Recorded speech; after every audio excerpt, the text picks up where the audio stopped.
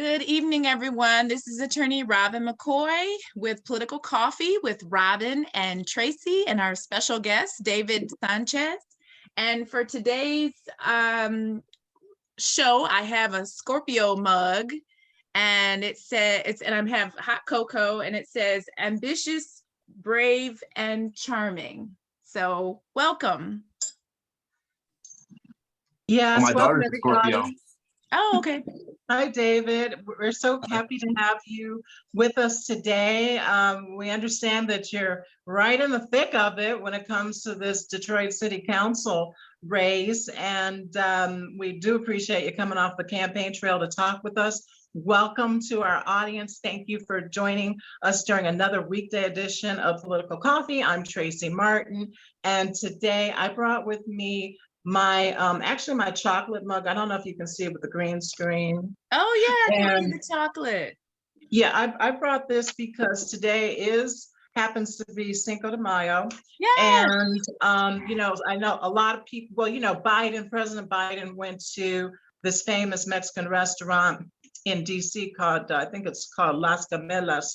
And the official dish, I think, is mole poblano. So that's why I brought this cup, because I love chocolate, dark chocolate. And David, we're gonna toss to you. What kind of mug did you bring today? Thank you. Thanks for having me, by the way. And I got this mug here. It says, "We saved our country 2020. That reminds me of the work all of us did, came out and voted, saved the country from the tyranny that was Trump. I can say that. This is a political show, so I can say that.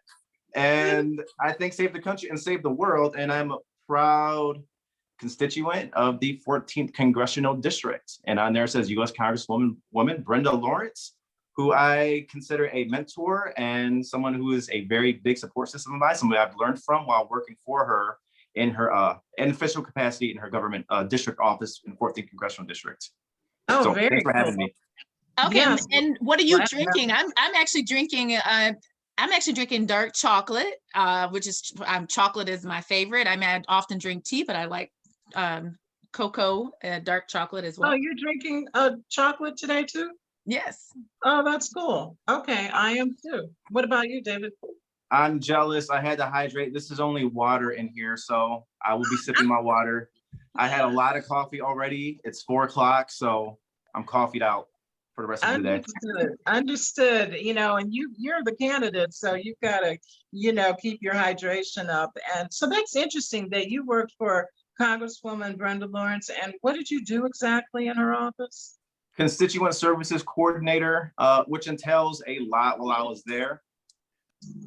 Okay, cool. And so do you think that your experience as a constituent coordinator would serve you well if you were to be elected in District 6 as a city council member representing District 6? Did we lose David? Looks like we did. I don't know. You know, it went to his avatar and then oh, he's back. Let's see. We've not had that happen before. That's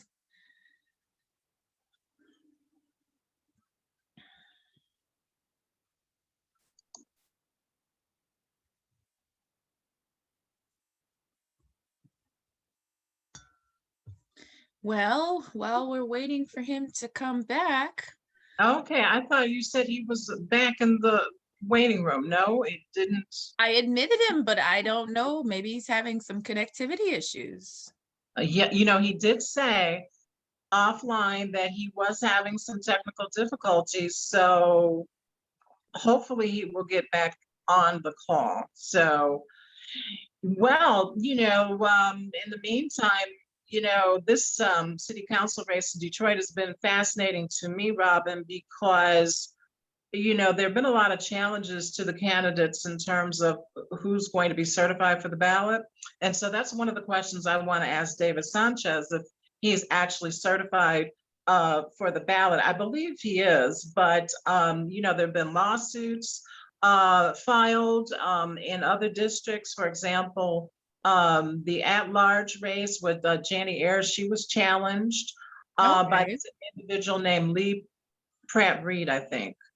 And, or maybe I'm transposing the last name, Lee Pratt Reed, I believe that's who it is. It's up on MERS. And also in District 4, retired Judge Virgil C. Smith. The same individual is also challenging Judge Smith, whom we both know through Lincoln Hall of Justice, of where the Wayne County Juvenile Court sits. And this individual is challenging the candidate, the retired judge, because of his status as a judge, but he's a visiting judge. He retired, as we know, and he's not elected. He's basically like a contractor, but because of his skills as a judge, he's been asked to come down to juvenile court, pitch in and help out with the docket. So I don't know if that argument is going to fly, but there could be an issue about separation of powers. And incidentally, the state court administrative office was also sued by the same individual.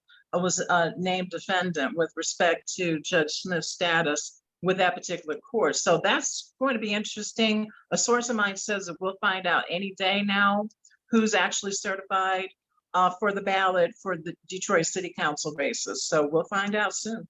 No, and then I know from our previous discussions with guests, so the primary, what will be in August?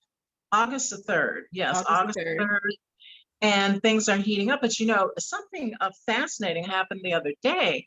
On Monday, now he's a former council member, Gabe Leland, he entered a guilty plea on misconduct in office. He used to represent District 7. And so the question, and he immediately resigned because I believe that was part of his plea deal. Incidentally enough, Robyn, you would appreciate this. He's represented by the legend, Steve Fishman, legendary criminal defense attorney. And Attorney Fishman worked out a deal, as I understand it, for no jail time. Right. And, I did. I saw that you put a Facebook post because you compared that to Monica Conyers, how the fact that she did prison time. Hello, I'm so sorry. Hello, David. You're back. Yeah, we're like, we lost him. What happened? I'm so sorry. That won't happen again. I apologize. He's back. You know what? Because I'm using my phone, and then I got a call. And then I pushed the wrong button, and then I had a hard time getting back on. Oh, okay. Well, you're back now. We didn't. Nobody called me. Yeah. So, I mean, let's just jump right into it. Why are you running for city council? What compelled you to run for this particular race? And it's an open seat now in District 6, right? Because Raquel Castaneda Lopez, she said she's not seeking re-election, and so. Did you make up your mind before Council Member Lopez announced her decision not to seek re-election? Yeah, I did. Actually, I think that's an advantage over here, because if that weren't the case, there probably wouldn't be many people running. A big reason why I ran, I think some of the most important things to this district and this city is the fact that a lot of our residents are in poverty. A lot of our children, a lot of our babies are in poverty, struggling with that.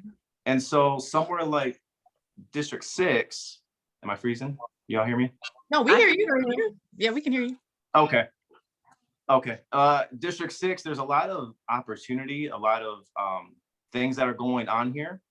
And so knowing that we have this opportunity that we can give to the residents to get jobs, to get living wages, to support their children and their families, and maybe watching some of the opportunity leave, I think that a leader should be able to take that and make it and let it benefit the people that live in the district. So that's a major reason, just fighting against poverty and all the things that come with it. I feel like economic justice is racial justice. In the city of Detroit and in District 6, there's a lot of economic disparities based on race historically. The people in the city of Detroit has been marginalized, redlined, pushed out of home ownership, not having the proper resources to get good jobs, or get the education needed to get good jobs, just historically. I'm born and raised in the city of Detroit. I was born to a single mother. Just like a lot of the households, the parents in the households of the city of Detroit are single parent-led households. Mostly single women are holding that down. And so allowing, just knowing what real life is like in the city, and ways to best approach those problems. For one, I think we need better access to childcare. And the form, and sometimes some of these things are radical, but maybe making more sense these days after this whole pandemic. But even if find ways to really support children, parents with children that are in poverty, if that's direct payments, right? That's something I'd like to consider and talk about and see if we can make possible in the city. Also, Now, when you just say direct payments, access to childcare. Mm-hmm. well, when you say direct payments, I mean, are you talking about like universal basic income? Actually, yeah, I think that's a very great idea. I see in the federal government, something like that is happening starting in July. Parents that qualify will start getting direct payments for children, right? And that's going to bring a lot of Black and brown babies out of poverty. And I think that's a wonderful idea, and something like that in the city of Detroit, where there's a lot of minority families, Black and brown babies who are in poverty. A city should take that responsibility on, find a way to give the resources that they need for the residents, and get these babies out of poverty. That's my heart. I have young babies at home. I have a 5-year-old, I have an 8-year-old, I have a daughter that's 17. Oh, okay. And just being in that situation where I've seen poverty, grew up in poverty, I think that's one of the worst epidemics that somebody can deal with. And so directly looking at that issue and figuring a way out of that is good. To that point, the city is getting some money from the federal government. And if there's a way we can work that in to try to help support our youth, then I think that's a good idea to do. And David, I know you mentioned before we got on air that you worked with Congresswoman Brenda Lawrence. And well, I guess the first question for the audience is, what was that like? And what do you think that you can take from your experience working for Congresswoman Brenda Lawrence that will help you in this new position that you're running for? Yeah, you know what? For one, the position I was in was a constituent services, and dealing with folks on a one-to-one basis and connecting them with the services they need through the federal government. A lot of times people will call in and need help with Social Security or help through the Veterans Affairs Department, and just helping connect them with those resources or helping them with their issue was a great experience. And then for two, watching the Congresswoman work with her colleagues in the House, right, in the U.S. House of Representatives. A lot of times partisan divides, it's hard to get things done because there's a whole other party there that's working against you. And just the way that she made relationships for the good of the constituents, the way that she got things passed and was effective in Congress to bring resources home to the districts. If Lord willing, if I get elected to city council, I can work with the members of city council and there won't be a partisan divide there, and help them, the constituents of the 6th city district. Well, it's interesting to me, David. It appears that there's going to be a new chapter on Detroit City Council because nearly half of the current council members decided not to run, as you know. One of them in your district, council member Raquel Castaneda Lopez. And, you know, because of the little technical glitch, we really didn't get an opportunity to read your bio, but you have a fascinating background to me in that you're a recent graduate of the U of M, Dearborn, in political science. So congratulations on that. Thank you. Yes, and you served on the board of LACED. You're a community organizer. You also served as an immigrant rights organizer with Michigan Change United. Also, did I say that right? Michigan United, yeah. Michigan United. And as you said, you're a husband and you're a dad of 3. You know, one thing that I found interesting on your website, it's a great website, by the way, love the photos, is that you said that you're interested in taking on this whippet epidemic. If you could talk more about that, like what's going on with the whippet epidemic in District 6?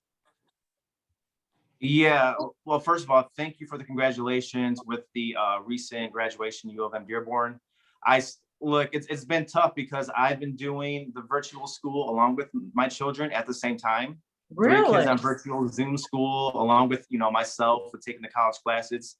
it's actually been a blessing, that whole thing, because it would have been hard to work full time and go to school and, and do all of that with the kids at home. So through the pandemic, I took full advantage of the virtual schooling option and was able to graduate finally after many years away. And so that was interesting. It was a challenge, but yeah, congratulations. We got and it also, wait, I saw in your bio that you went to Western International High School. And so I worked as an educational advocate, and I had students, represented a student that was there, and I was working with that student to make sure that student got the proper special ed supports.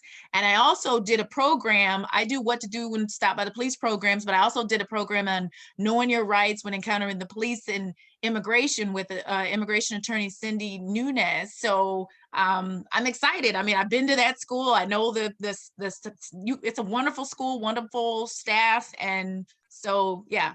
Shout out to Western International High School. So I'm sorry I interrupted you. Go ahead with what you're saying. My alma mater, I love it. Yeah, and I still stay as connected as possible to them. Still live right down the street, so born and raised in the same neighborhood. Still here. And yeah, so when it comes to the whippet epidemic, so the first thing you notice, just even if you're driving or walking around Southwest Detroit, is these little metal canisters that are all over the streets. Wow. And then those are ways that people, a lot of times it's young people, use to just get a cheap little buzz by inhaling it, which for one is very bad and dangerous to their health. And then it's an issue of blight. And unfortunately, it seems like people are driving around while they're doing it, because you'll just see cartons full of these things dumped into the middle of the street. Well, I think when they're done inhaling them and they're driving around, which is obviously very dangerous. And so actually, even a few years ago, I got with Senator Stephanie Chang and a group of us in the community. We had a focus group and a coalition that just advocated to do something to stop these things. She was able to pass a law through the state that barred the selling of these things to minors 18 and under, which is a good start, but it's come back and it's a lot worse even now today than it was before, unfortunately. Well, if you were to be elected, I mean, would you propose a local ordinance, and how far would you take it? What would be the scope of that? I would definitely want to ban it as a controlled substance. I understand that chefs use these things for whipped cream and a whipped cream gun. So to show a food handler's card, at least, just to ban these things outright, unless you have a food handler's card, or if you're a chef or work at a restaurant, you'd be able to buy it mostly through an equipment store. I don't see any reason why these things should be sold in corner stores in the neighborhood, which they are. And sometimes they're packaged in really crude ways with like half-dressed women on the packages, or just they're marketing it to inhale, like in those sorts of ways. So the ordinances can definitely be passed for that. I actually reached out to Council member Castaneda Lopez's office back in 2015 about this. And that's when we ended up working with Stephanie Chang after that, because there was no response back then. And then we ended up working with Senator Chang to get it passed through the states. So I see. So how much do these whippets cost? I mean, if these kids are using them, they must be relatively cheap, huh? That's a good question. I wouldn't know. That's something maybe I should ask. You know what? And this is first time I'm hearing about this. Yeah, I've not even heard about this whippet issue. It's an epidemic. It's bad around here.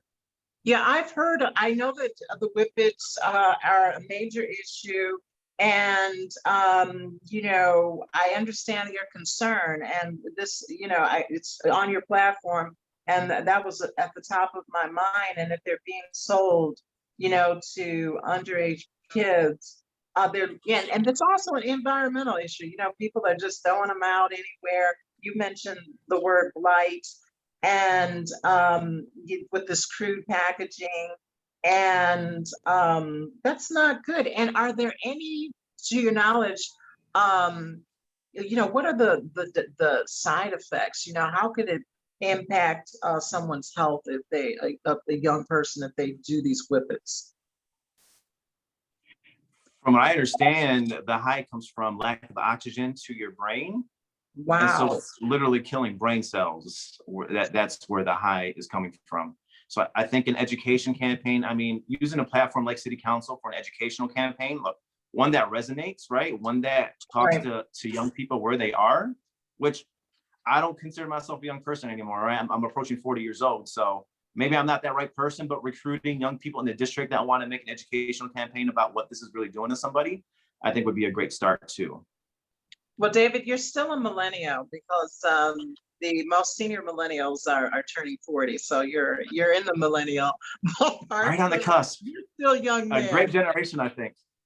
And that's great because, you know, I think personally, I'm a Detroiter. I think that Detroit City Council needs a youth injection, frankly, and that would be great if you were to be elected. Now, you were talking about Western International High School a moment ago. You said that's your alma mater. It's, as I understand it, the most diverse high school in Detroit Public School Community District, the school district. And one of your opponents also graduated from Western International. Did you know him, Hector Santiago, or were you there at the same time or around the same time? That's a great question. I've met Hector since he ran for office. We've seen each other on a campaign trail, so to speak. He looks so familiar. You know, when you're from the same neighborhood and you see somebody, you know they're from the same neighborhood, but you don't really know them personally yet. And then, you know, but we just recently met in person, I believe, and we might have went to high school at the same time. I think if we would, I would have remembered, but I'm not so sure. Actually, I should find out how old he is. Yeah, I graduated in '99, so the last one of last century. So maybe I'll reach out and ask him what year he graduated if we went together. But I feel like I knew everybody I went to school with, so I feel like maybe he wasn't there when I was there. Interesting. What's it like out on the campaign trail? I mean, are people complaining about these whippets? What are the top 3 issues that you're hearing when you're talking with people going door to door canvassing, I assume? Yeah, well, blight is a really big one, of course. You know, folks want solutions still to like the blight and you know, in Southwest Detroit, there's not a huge issue of the abandoned houses. It was an issue before, and I know it's an issue in a wider area of Detroit. But in Southwest Detroit, actually in my direct neighborhood, a lot of the property is, you know, kind of spoken for, getting fixed up. In other parts of the district, in 48204, like the northern part of the district, blight and abandoned houses and things like that are a huge issue. Right. And 48217, sometimes blight and abandoned houses are a huge issue.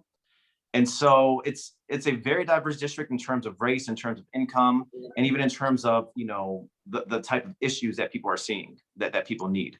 And so blight is really big in some areas, and some areas it's not. And of course, public safety, you know, folks want to feel safe in their neighborhoods, safe in their houses. That's a huge issue for folks as well. You know, my issue, I think, you know, like I was saying earlier, is really economic justice, building opportunity, building a way for people to get jobs that matter, that they can support their families, right? So that's one of the issues I'm running on. Jobs. So I imagine you support the fight for $15 an hour or living wage. Yeah, I've actually in past roles, I was at an organization called Good Jobs Now, and I actually helped with one of these protests, a few of these protests for Fight for 15, outside of McDonald's before in Grand River back in 2016, and then protests in Lansing for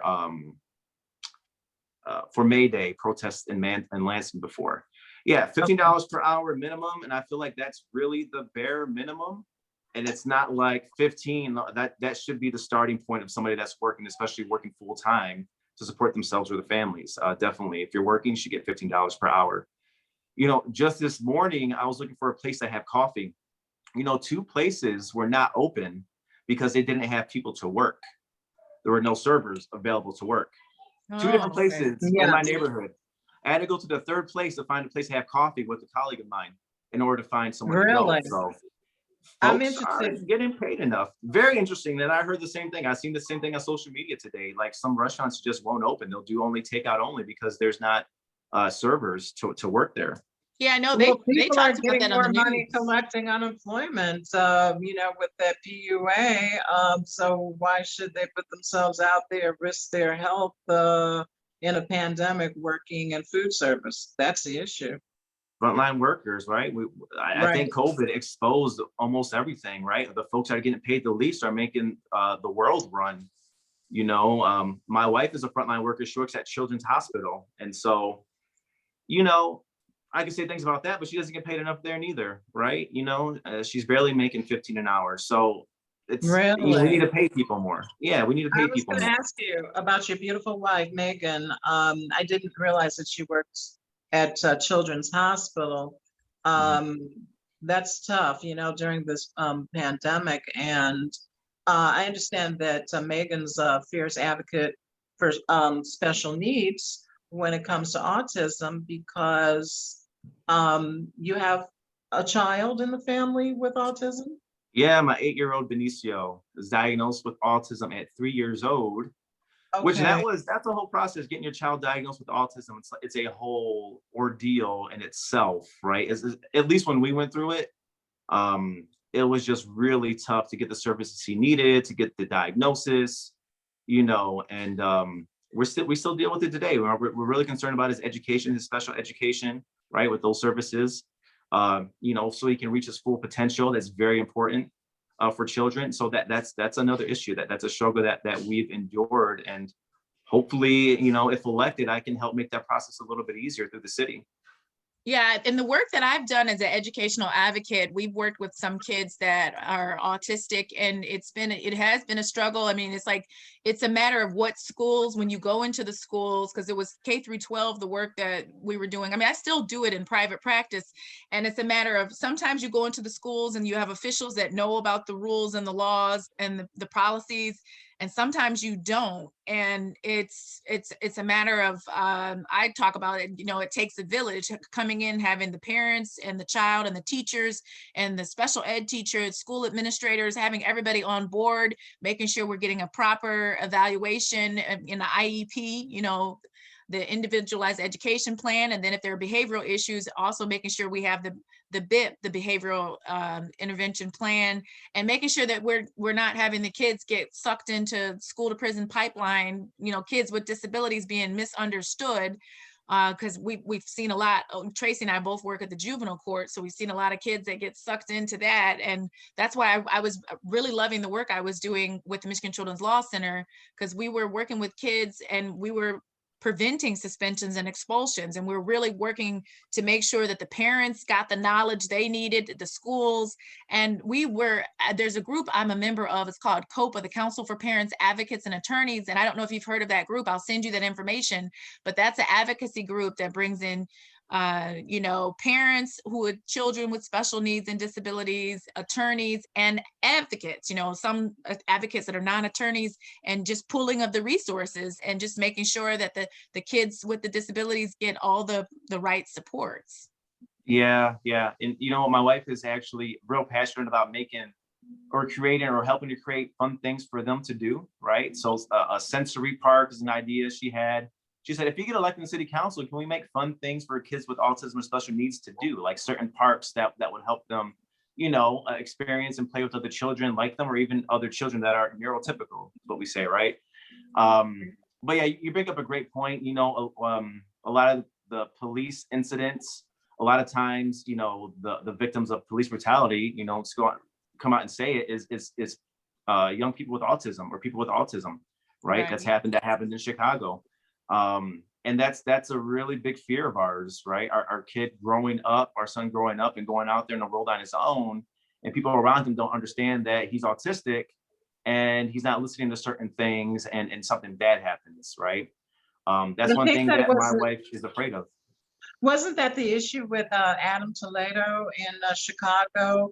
The poor young child who was unarmed and was just shot down by law enforcement. So is that coming up, when you're out there on the campaign trail, though, people saying, hey, could you do something about education, even though that's really not the purview of city council? As I understand it, it's coming up a lot in these conversations with voters, the people in the community who want to see some change, want to see some action.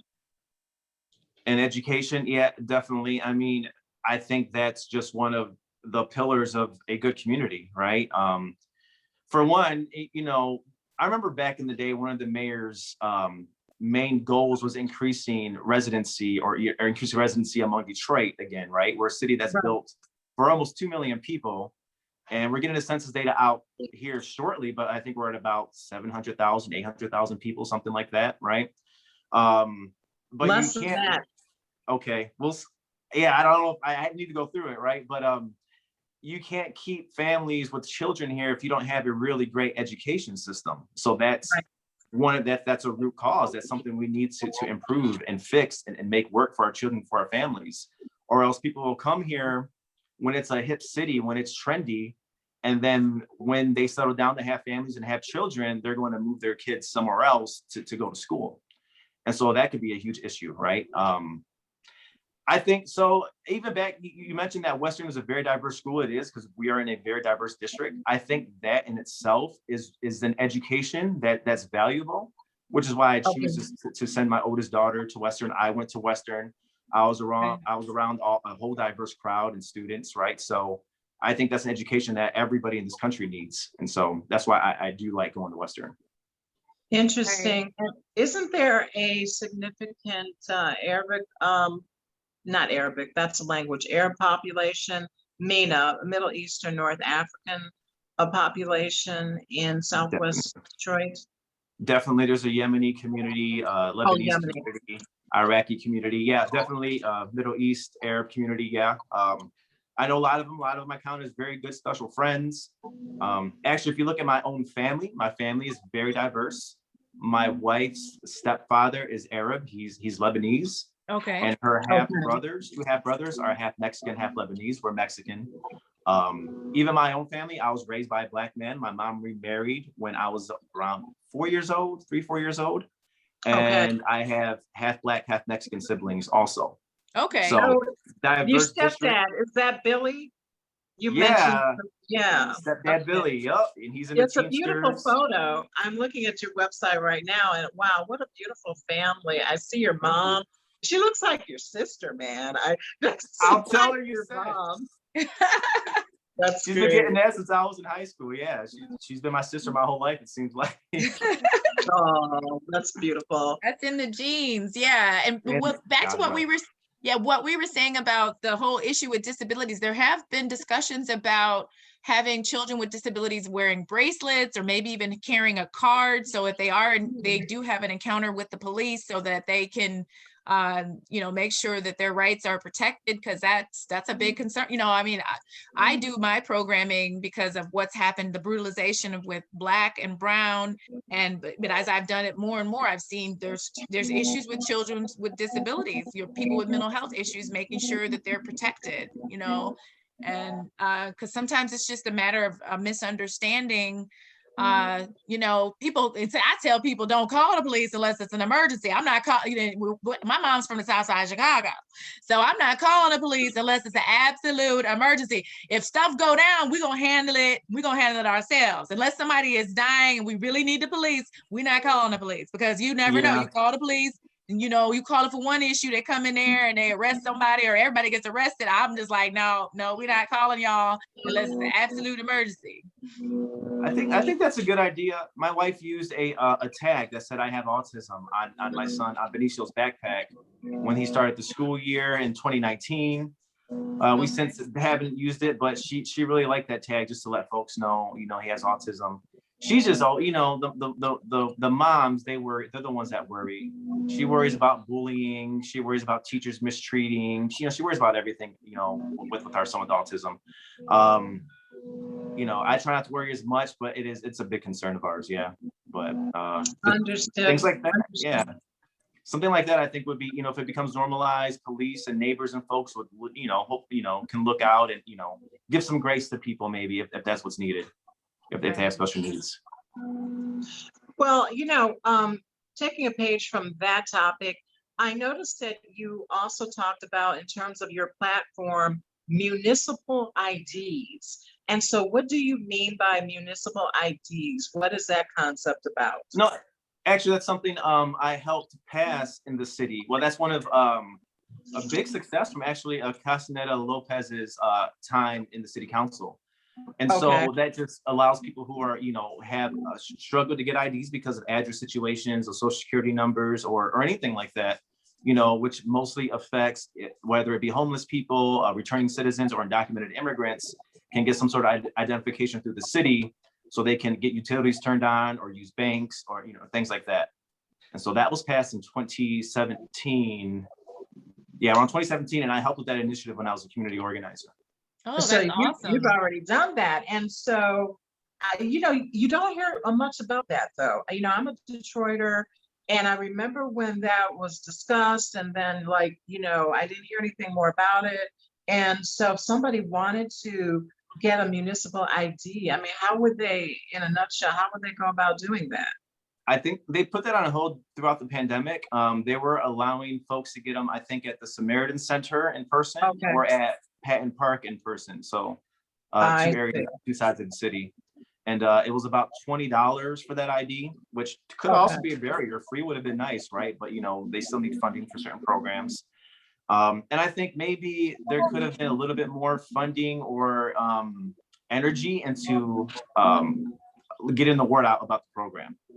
Right. Or even, you know, I thought of some simple things, right? Sometimes the city has its own way of doing things, but even show your municipal ID at a, you know, nice hot spot or restaurant or somewhere and get a discount for being a card carrying Detroiter, right? I mean, there's ways you can do things that make it cool, or folks just forget about it. And, you know, in this day and age of social media, there's really no excuse. I mean, because that could be done for so cheaply, right? Yeah, you know, you just have to have the right type of exposure, you know. Yeah. Well, it could still be done. When and if I get there, we'll take another look at that. Yeah, that's that youth injection again, you know. So yeah, you know, we talked about social media. Are you using social media a lot in terms of your campaign to get the word out about your candidacy? Yeah, I actually been blessed with some really fierce supporters, young people.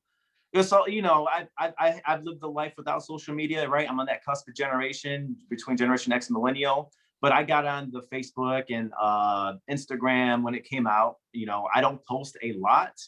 Sometimes, especially throughout this like political division, it was good just to take a step back from that, which I did, you know, plenty of times.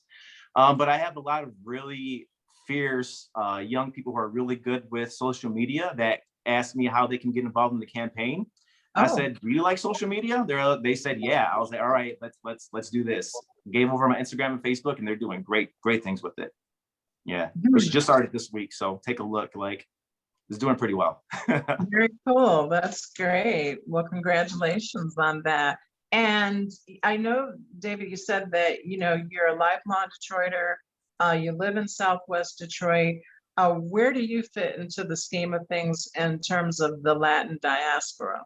What's your cultural background? Mexican American. My grandfather came to Detroit in the 60s. The same reason a lot of people came here is work, right? Industry. He was in the construction trade, or he came to be a construction worker. Okay. A lot of folks came to work in the auto factory, but he came to work and you know, build buildings, build roads, things like that. And he made pretty good money. He came here from around the Texas area, Mexico, Texas, which was the same thing. If you ask me, right? Texas was Mexico before. That's a whole history of that.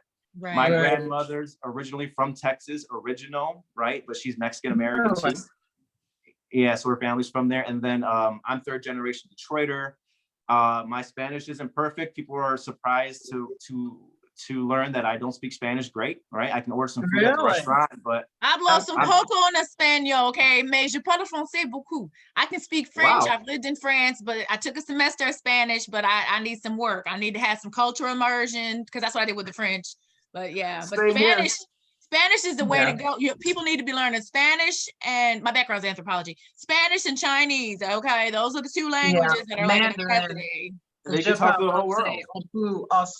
But Robyn, you know, when you don't have someone to speak French with all the time, you lose it, you know, you use it or lose it. So, Well, you but two should do a French asked him, podcast. That's what you I should do. know.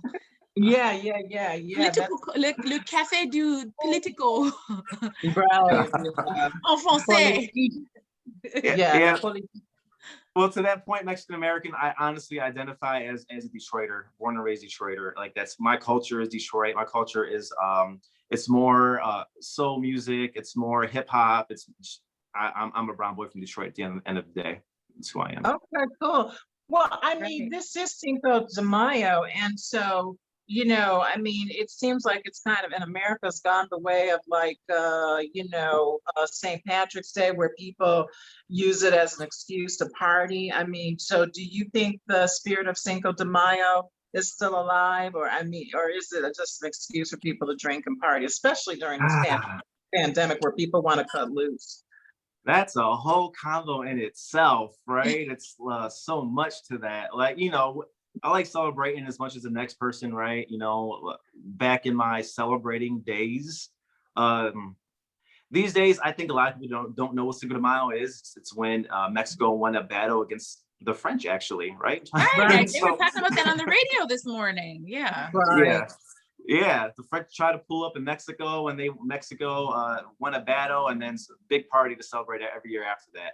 The Battle of There's a Puebla. cultural appropriation thing to it, right? Maybe a lot of people that voted for Trump want to celebrate Cinco de Mayo with the fake sombrero on and all that, which is nonsense, right? So there's a lot to that, but you know, if folks take the time to really learn the culture and appreciate it, you know, I think I would appreciate that more. And I'm curious because we've been following in the news all this, you know, the issues that, and I know you have a background dealing with immigration issues. Like, what are your thoughts about what's happening down at the border with, you know, folks basically bum rushing coming to America because their countries are having issues and the children being sent here? Like, what are your thoughts about the issue? Well, there's a lot of people suffering and struggling around the country. I mean, a lot of them are environmental refugees because there's droughts or floods happening in South America there. There's a lot of crime, and honestly, from, you know, we're just all friends here, right? But America has a bad history of exporting their guns to that area, right? The Iran-Contra scandal was in that area in the Reagan presidency. A lot has happened there, and now we have refugees at the border showing up. I think, you know, Biden has been criticized the way he's been handling it, but he's not actively separating children from their parents like the Trump administration. And I really I want to give the Biden administration some grace as to like they're trying to figure out how to handle this influx of, you know, young unaccompanied minors at the border. It's a hard thing to do, especially during a pandemic. You can't just you know, just throw everybody in the same facility. You have to look at it. You have to place them one by one. They need social workers. They need legal representation. They need to go through the asylum process. It's just tough. It's a big challenge. But I'm glad that Biden is taking care of it and not Trump. And so it's a start at least. Yeah. Well, it's interesting, David. Reading your bio and your website, I understand that you organize a number of rallies and press conferences and sit-ins to advocate for the rights of immigrants and to effect a major push toward the repassage of the DREAM Act. So you really know how to get things done, it seems, by your experiences that you've recounted on your website. I imagine that's a skill that you fully intend to bring to the city council if elected? That's why I'm running. I feel like exactly that. I feel like there's a big need that we have to address and identify what the need is. To me, like I said, it's economic justice, right? To me, economic justice is racial justice.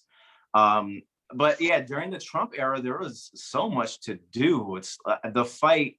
And so Trump announced his candidacy demonizing Mexican Americans, right? Demonizing immigrants. I'm like, whoa, you just called my people out, just out the bat, right? Just out the gates, just 1 year presidency based on hate and rhetoric against immigrants and really hate and rhetoric against Mexican American people.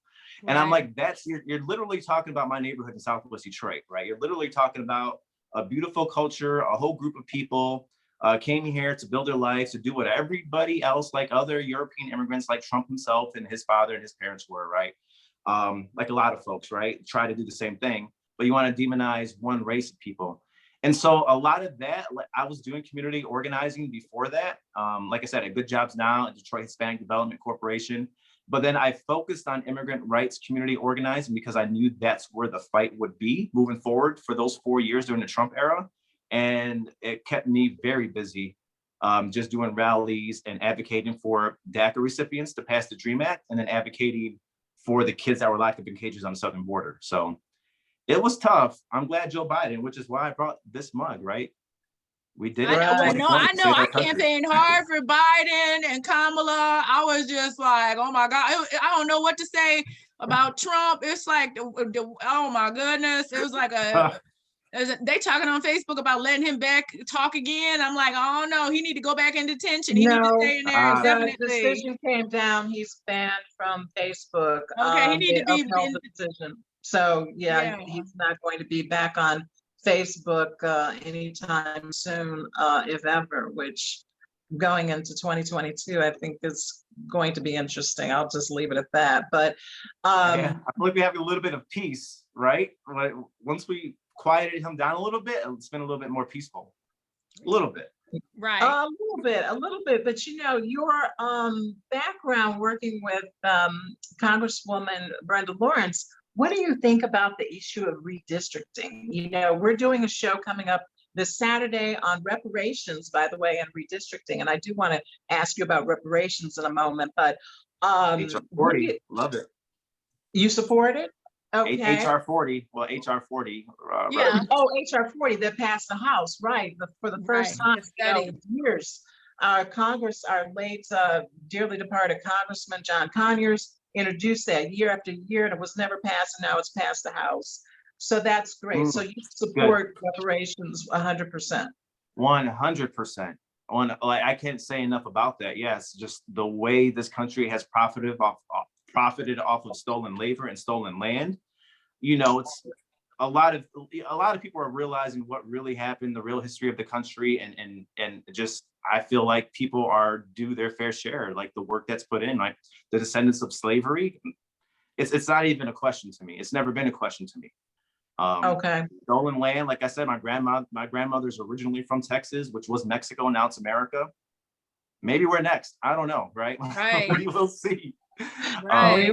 But yeah, 100% in support of that. But yeah, with the redistricting, that's interesting, right? It's one second. We went from we're a very gerrymandered state with the congressional districts. If you ask me, the Republicans are the ones that gerrymandered the state. We're going from 14 districts down to 13 districts.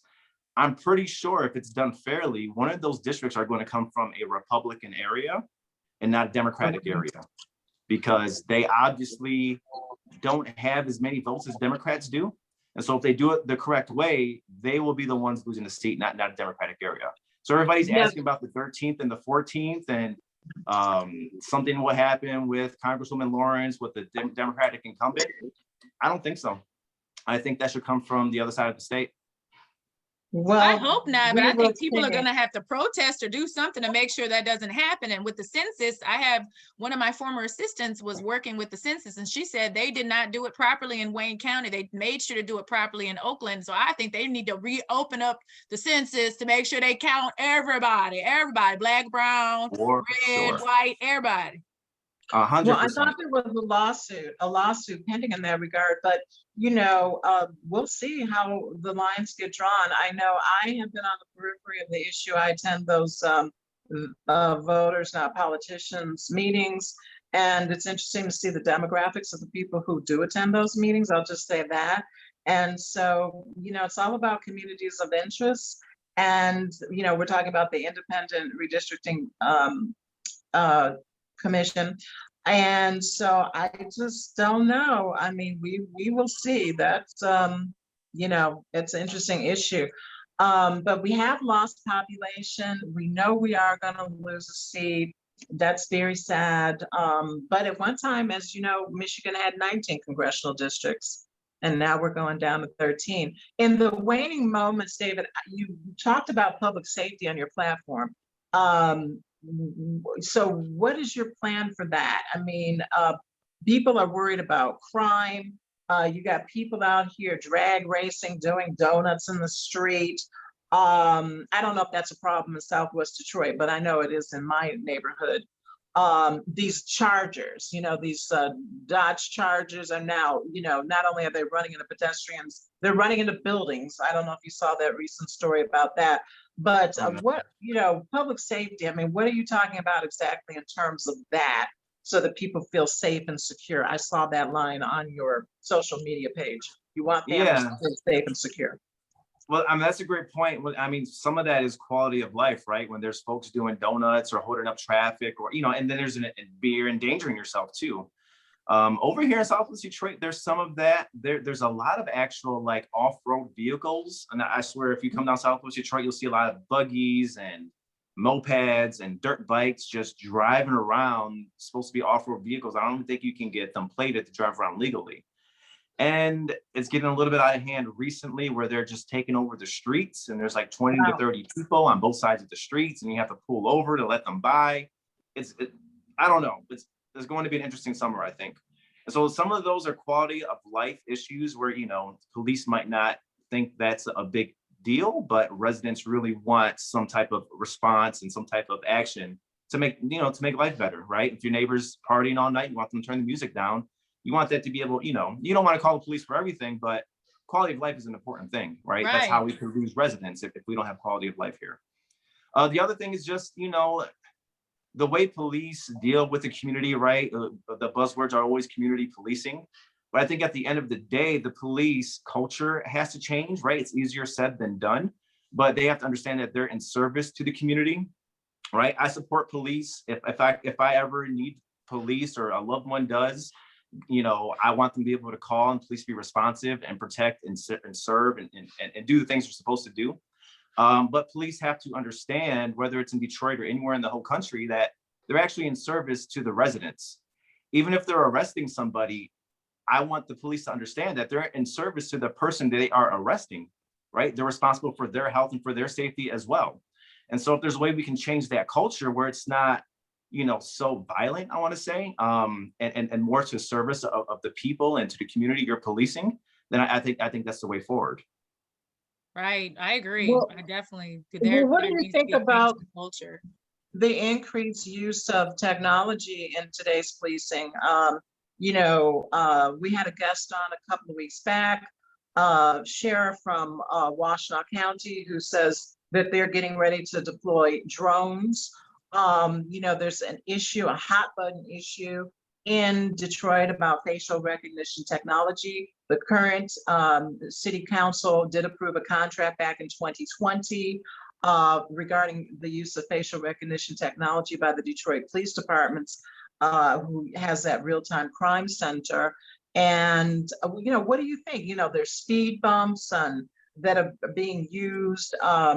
That's lower tech, but what's your take on technology and policing today? No, absolutely not. That's 100% against facial recognition technology, for the simple fact it doesn't recognize people correctly. Even on Facebook has their facial recognition technology, and it says this is a photo you can be tagged in. There's about 3 different people that it's tagging me and thinking I was somebody else, maybe a distant relative somewhere somewhere else in the country. Okay. So does that mean that if that person does a crime, that the police are going to come swoop in and arrest me?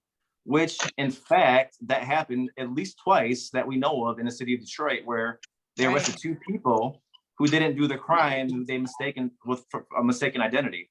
So 100% absolutely not. We shouldn't be using that. We already messed up twice. Who knows if the city is going to be held liable for that financially, right? We don't need to be spending money on 1, technology that's not ready, on 2, paying out money for lawsuits for arresting people. So no, and then it becomes another situation where even if the technology was ready, for 1, it's not, so it's an absolute no. But even if it was ready, do we want to be monitored like that? Is that real community safety? Is community safety more, like I just explained last time, police treating people with respect and courtesy? Or is it technology and drones and monitoring? I'm just not for it at this point. So no, not at all. Interesting. Well, thank you for that. It's really interesting. And in our waning moments, if someone wants to join your campaign or donate to your campaign or find out more about your campaign in District 6, how do they get in touch with you? or your Tracey, people? thank you for asking. I was gonna forget, and my campaign manager would have yelled at me, and she would have said, "Why didn't you send the plug out?" Like, it would have been We bad. can't have that. Yeah, no, we got to do that. You got to do that. You can email me too, so I can add it to the link after I do add it to YouTube as well. Yeah. I will. So david4detroit.com, is that easy? david4detroit.com, FOR Detroit.com. And then I have my donation link at blue right there. So you can just, give any amount. Well, 2,000 is the limit. I'll take up to 2,000. So, on Instagram, it's the same thing at David4Detroit. And then on Facebook, you can find me, David Sanchez. And so please, we're very responsive. So you can send an email to davidsanchez@gmail.com too. But really just go to david4detroit.com and everything is there. Cool. And are you on Twitter? Are you up on, is your campaign up on Twitter too? Wow, I made a Twitter in 2010 and I haven't really touched it since then. So I should definitely go on Twitter. Yeah, you're gonna have to be Twitter, Facebook, YouTube, because Facebook, Facebook is, there are a lot of people on Facebook, but Instagram, the kids, little kids, younger folk are on Instagram. When you have some kids working with you, they'll tell you. Oh, I'm on Instagram. I like Instagram, but he says he's on IG. Yeah, you'll find me on Instagram and Facebook. I got to take a look at LinkedIn, and I see all the cool people are doing TikTok. So we'll see about that. I don't dance though, so I dance. I'm gonna get on there. I'm gonna get on TikTok. I just haven't had the time. Tracey and I are busy with our legal work, but you're gonna see me doing. I mix it up. I can do hip hop, reggae, salsa. I've done Bollywood. I've done it all. Okay, I got Robyn, videos. I'm gonna just make my little videos. I just got to get some time to get and do it. Just get my videos ready. You let me know when you're on, then I'll make it. I'll follow you. Yeah, for sure. I'll tell my aunt that I met you too, my Aunt Virgie. Please do. She knows everybody. She might not remember me, but yeah, please do. Tell her I said hi. That's fantastic. For sure. And David, you don't have to dance. You can just be out there in the community and show some of your. Oh, you've been muted. Tracey, you got muted. I was saying that David doesn't have to dance. He can just, be seen in the community with some potential constituents who are out there dancing it up. And I'm sure it would go viral. Well, music. Yeah. Well, thank you for watching, everyone. We appreciate you inviting us into your homes or wherever you might be watching. On YouTube and social media platforms. We've been talking with David Sanchez. He is running for Detroit City Council in District 6. It's now an open seat, and you've been watching Meet the Candidate. And David, we really enjoyed talking with you and finding out more about your candidacy. And we wish you the best of luck out there on the campaign trail. It's going to be 2 that are going to go forward from that primary on August 3rd, correct? Correct. Yeah. So it's going to be a long campaign season ahead of us. So I'm pacing myself. Yes, and I concur with Tracey. Good luck. You've already been doing a lot of wonderful things. So we wish you luck on your bid for this race. And folks, so this has been Political Coffee with Robyn and Tracey and David Sanchez, and I got my Scorpio mug. And I know our guests have their mugs as well. So everybody be blessed, be safe, and happy. Like, share, subscribe. Comment, share, and subscribe. And happy Cinco de Mayo, everyone. Happy Cinco de Mayo. So adios. Cheers. Thank you, Robyn. Thank you, Tracey. And I hope to be back soon. Okay, yes. Be blessed. We'd love to have you back on. For Good sure. Luck, okay, bye, everybody. Bye, Robyn. Everyone. Bye, David. Bye.